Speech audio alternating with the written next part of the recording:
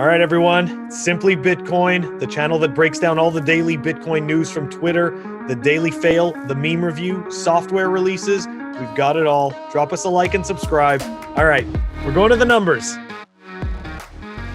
Block height 669,924. Current Bitcoin price 46,665. Chain rewrite days 577. Total lightning capacity 1,074.97 BTC. Bitcoin versus gold market cap. Whoa, we went up 7.25%. And sats per dollar, we went down 2,143. A lot less sats per dollar. Man, numbers are looking good. I'm gonna cluck Satoshi the Bitcoin chicken one or two times. We did break higher. I mean, we did, I don't know. I don't think we broke an all-time high today, but we did break higher. So it feels like it's an all-time high. It still feels. It's still so new. So I felt like Satoshi the Bitcoin chicken. It was a good opportunity for him to cluck. Yeah. And so yeah. I guess. Why not? Whatever. He felt like clucking. For anyone who's new to the channel, that's Satoshi the Bitcoin rubber chicken, and he clucks every time the price of Bitcoin reaches an all-time high. Phil, that being said, it's time for it. The daily fail. All right. Fellow Space Cat, Hodlonaut, tweeted, meanwhile, in the BSV clown dumpster. Accurate. They are referring to the Tesla news. So here we go. Here's a BSV tard. I do not read BTC. Tesla bought Bitcoin. Did Elon confirm it's BTC? Just wait. It gets a whole lot dumber. I'm pretty sure he's talking about genuine Bitcoin. Notice he never refers to or mentions BTC. And then, of course, we just have to kind of show the, the BSV chart. Okay. So don't get me wrong, but Bitcoin or BSV is not Bitcoin. So if Tesla was buying BSV, they would have mentioned BSV. Like, the fact that these people think that everyone is this freaking stupid is really what's scary. Okay? Because they're that stupid. Like, somebody would sit there and say, oh no, but they're smart, for trying to troll people into it. It's like, no, that's not intelligent. That's really stupid and scary. I mean, like, it's just sad. So anyways, I don't have much to say on it except for it's just despicable behavior that we've come to expect from, BSVers. Absolutely, man. And I there's a part of me that feels bad for them. Feels bad, because they're. I think it was Edgar. I think it was Edgar Allan Poe, it basically says it's harder to convince someone that they're fooled than they're being fooled, or something along those lines. I'll paraphrase and pop it up. We'll try to find it. But yeah, man, that quote summarizes it perfectly. These people are so trapped in their own BSV illusion that they're not willing to see, the reality of the situation. The reality is that, regardless of however you feel about the coin and the ideology supporting said coins, the matter of fact is that Bitcoin has significantly more hash rate than the rest of those shit coins. Like, that's it. Bcash, Btrash, BSV, whatever Craig, whatever fake Satoshi wants to say about it. Fact is that Bitcoin has more hash rate, and that is the value proposition of Bitcoin, because that is the physical amount of hardware actually backing the network, making it more secure, right? The fact that BSV has been a zombie coin, it's stayed the same the last 3 or 4 years while Bitcoin has gone hyperbolic, tells you everything you need to know. And that's why Elon, and that's why MicroStrategy, that's why Harvard all bought Bitcoin, because it is the most secure blockchain on the planet. Why do you want something else, right? Yeah. So man, Craig Wright, I hope he gets some type of, I hope he suffers some type of consequences for these horrible actions, right? Phil, that being said, it's time for it. The daily meme review. All right, everybody. The meme for today, the first one, is brought to us by Alex Smith TDC. I don't know what type of account he is, but all I could say is that he has a cool meme, right? When I saw this, I had to I had to put it on the meme review sheet. And guess I made an update cheat sheet for all you. Here's like the cheat sheet that we always see. And here's the regular cheat sheet, but this is Bitcoin. This is absolutely right. That says Elon Musk and small little red letters, and this stuff just doesn't exist because orange coin goes up, baby. That's what Bitcoin is. It is kind of hard to understand, but I thought it was very clever. Phil, I'm going to give that an 8.5. What about you?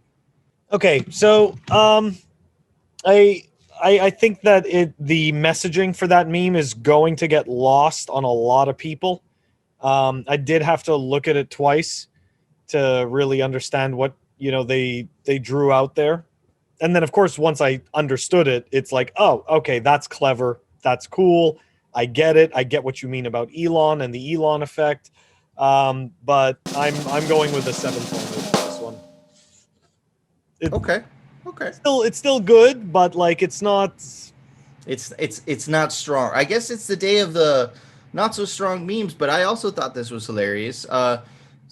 Spinte7, SPINTE7 from Twitter, retweeted by Simply Bitcoin meme lord RD. Check it out. If it's not Bitcoin, then it's a shitcoin. Says scammers on top of the log, noobs buying shitcoin. Absolutely right. It's such a great meme because it educates so fast. I'm going to give that a solid 9. What about you, Phil? Okay. Love the tunes. I'm always a fan of cartoons. So right there, I like that. And of course, that's, significant. But the messaging is right on. It is totally right on. Like people, when it's like when you're making money on shitcoins, you honestly think like you're so smart and the times are great and they're only going to get better. Like that's not what happens. And believe me, when that turns on you, and it does, it's brutal. Okay. And then you become a bag holder. Okay. And there are tons of scammers trying to get you to buy their garbage so that they can take your Bitcoin. Anyways, going with an 8.5 on this. 8.5. Yeah, I completely agree with you, review, Phil. I think you're absolutely spot on. And that meme is very effective in our war because it educates the masses. Our tool, our weapon is the truth. That's what Bitcoin allows us to do. Anyways, Phil, it's time for the Daily News, sponsored by Crypto Cloaks. All right, everybody. The news for today, we got, nothing massive after the Elon news yesterday. It's pretty hard to top that, but there was pretty significant news. The first off, remote multi-sig theft attack on the Coldcard hardware wallet. This was a vulnerability that was patched on the January 8th, 2021 in firmware version 3.2.1, which we also covered here on Simply Bitcoin because we do software updates. Look, before I get into basically the type of attack, the type of attack doesn't matter, guys. If you consistently upgrade your firmware, this isn't like an iPhone where you don't have to just upgrade your phone because you just don't feel like waiting. Okay, these devices, specifically these hardware wallets, essentially carry your keys, which equates to carrying your wealth, your energy. Right. So you better take good care of them, or else you might be vulnerable to these things. Right. So they disclosed this after Coldcard patched it. So if you haven't patched your Coldcard right now, if your Coldcard's firmware is not right here, stop this video, go do the upgrade. And anyways, keep it simple. Bitcoin has some awesome tutorials if you guys need help. But essentially what happened, right, is when registering a multi-sig wallet in a Coldcard, the Coldcard did not verify that it is actually part of the multi-sig wallet. This allowed a malicious computer wallet to replace the multi-sig XPubs with XPubs controlled by an attacker while still passing all user verification. All coins received to this multi-sig wallet could then be transferred to the attacker's wallet at any time. Multi-vendor setups where Coldcards are used for a subset of the cosigners could also be affected. users are advised to upgrade before creating a multi-sig wallet and to verify the integrity of their existing multi-sig wallets, right? So it seems a little complex on the surface. I don't want to say it is, Phil, but essentially what happens is when you use the cold card, I know that they fixed that ever since this fix, but I know when you use the cold card, essentially you don't know what you're signing. You don't know whether those addresses pertain to you. Right. So it's the how I mitigate against that on a single sig is, for example, I'll have an Electrum set up on my computer, and then I'll have a photocopy of that same wallet on my phone, like on the Blue Wallet or something like that. And when I'm sending a transaction to myself or to that wallet specifically, I'll check on my computer to see if that matches the wallet on my phone. And I know now that Cold Card has added an address explorer near the top, right under verified to sign, to at least, kind of push the user into verifying that you do own that address. So that address you have the private keys to, right? Because those are the attacks that can happen. Obviously, if you were careful, even if someone used that vulnerability, I don't think you had anything to worry about, essentially, right? So this is just a lesson of, guys, upgrade your firmware and triple, quadruple, whatever the number comes after that, verify that the address that you're sending your funds to, or their Bitcoin to, actually belongs to you. You actually have possession of those private keys. Phil, what are your thoughts on this vulnerability? So maybe it's a bit of a different take, but okay. So we're still at the stage in Bitcoin where multi-sig is not that simple for the I guess we'll say like the simplest Bitcoin users. So if they do have a hardware wallet, they're most likely doing single. They're not doing multi-sig, right? It's just one signer. But the reality is that this is, multi-sig is being used mostly by, I'd say, high net worth individuals, and or people that are very experienced with Bitcoin. So these people, I think, would tend to take care of their security anyways. So it's kind of an interesting type of issue. It doesn't it's not. I don't think it's it's going to affect a very small subset of or it would affect a very small subset of the Bitcoin population, right? Have to be using a cold card, and it has to be a multi-sig. So you got two variables in there, Absolutely. So not yeah, so worried. And I mean, cold card's a great product, so I'm really not so worried. And as we saw, they've already patched it. So all you got to do is stay up to date. Stay up to date as if your life, your money depends on it. It does. Because it does, right? Because it does. The next piece of news, Phil, I just find this absolutely interesting because you're starting to see a glitch in the matrix. We've been covering this glitch in the matrix. We've been covering this. We've been exposing it, right? Well, it's starting to break down for the fiat elite classes of the world, and they don't like it. But you have some forward-thinking, family offices and high net worth individuals that are willing to, put their money into the orange life raft of Bitcoin because, they could see over the bias. And anyways, I'm just going to read you this quote from an article on Forbes. Family offices aim for long-term wealth preservation throughout generations, while Bitcoin is a form of money that can't be inflated and can therefore retain its value over time. You see the change of narrative. These are the institutions. These are the corporations, the institutions that are going to pass Bitcoin over 100K so quickly because of the amount of demand.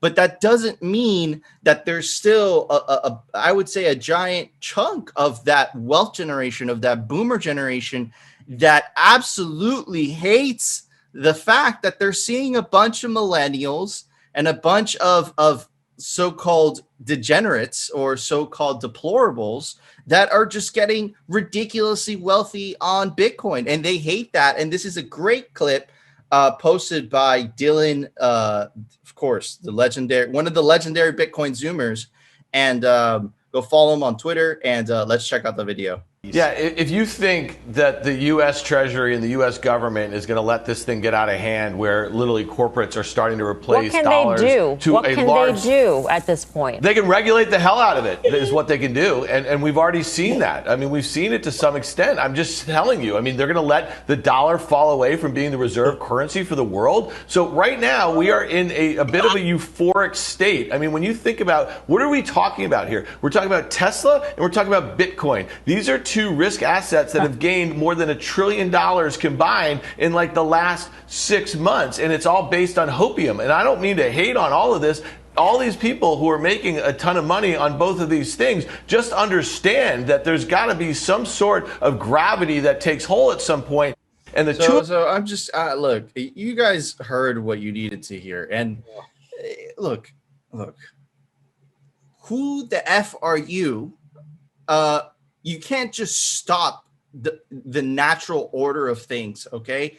If countries see the fallacies in the US dollar and they see a stronger, harder money, that's literally their choice whether they want to drop the dollar and go into Bitcoin. The reason that companies are dropping the dollars because they realize that the dollar sucks and Bitcoin holds its value. But this guy and the school of thought that he comes from, which is the prototypical elite financial, I know it all, this and this and that. But you don't, bro. You don't know it all, okay? Bitcoin's going to take you by storm. It is taking you by storm. Number go up technology, it's designed to pump, literally. That's the way it works, right? So there is no freaking gravity. Maybe if it gets a little ahead of itself. And in regards to Tesla, the Tesla bros are very similar to Bitcoin bros. They're putting their money in a disruptive technology, okay? Every single naysayer and short seller of Tesla is betting a guy that lands rockets, dude. What?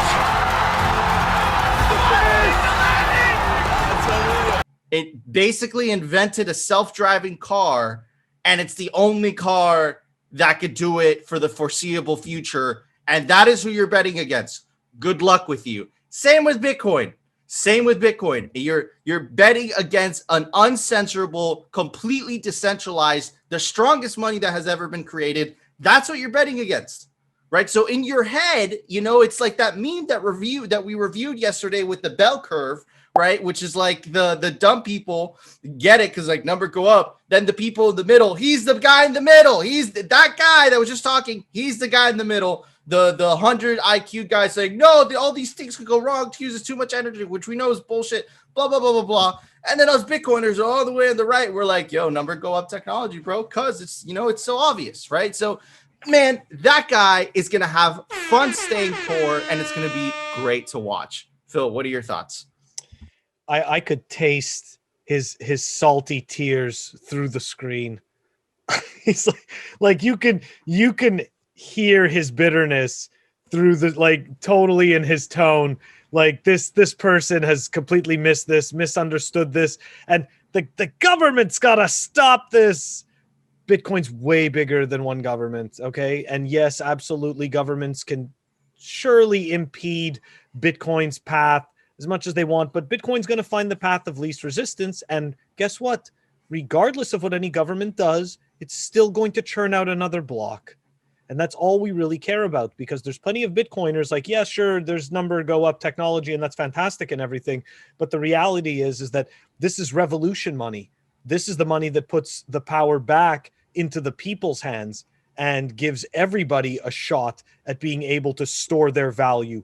Why should only rich people be able to store their value? Why should people who choose to save in cash because they don't know any better? Why do they deserve to be robbed because their government's fucking incompetent when it comes to finances? Really? Why? Absolutely, you know, like, absolutely. No, it's not gravity that's needed. It's proper money. And this guy's a fucking toolbox. Absolutely. Amen. Preach, Phil. And you're absolutely right. It's like the cognitive dissonance is absolutely, it's gnarly, man. It's insane. It's crazy. It's like because I don't get it, therefore I need to get angry. Therefore I need the government to step in and stop it, even though they can't. because you can't afford to put money in stocks, because you can't afford real estate, you deserve that whatever you save should be worth less and your life should become crap. It's People are, you know what? Like, really? These are the people that we have in charge? These are the geniuses that we have making decisions? This just goes to show, I'm sorry to say this, but this goes to show how stupid we are. No, it's interesting to say the least. Phil, there was a Software by Pleb. It's actually a pretty famous website, and it's not Software by Pleb, a website by Pleb. Why didn't you show everybody? Websites by plebes. All right, so this is actually a website by two plebes. Okay, this is What the Fuck Happened in 1971. .com, and this is a great website, as we were just talking about the government and their ridiculous, ability to not be able to manage money at all. Well, this kind of shows us exactly what's been happening with the money and the money supply and what went wrong in 1971. It's a great website by it's Mr. Cool BP and I believe Heavily Armed Clown. So you might want to check those guys out on Twitter. It's a really cool website, and the link is down below in the show notes. Thank you, Phil. Yeah, that website is freaking awesome. 1971 is a huge day. That's the Nixon shock. That's the day that Nixon took us off the gold standard, and we went into the standard that we are today, the fiat create money out of thin air standard, So, and you'll see the quality of life decreases, and you'll see all the results, right? All the indirect happenings of what happened as soon as we went into the fiat money system. The charts are just crazy. It's easy to point out. That's the day the world changed. But in 2009, it changed back for the better. That's where we're heading, for a bright orange future. I stole it from you, Corey. Anyways.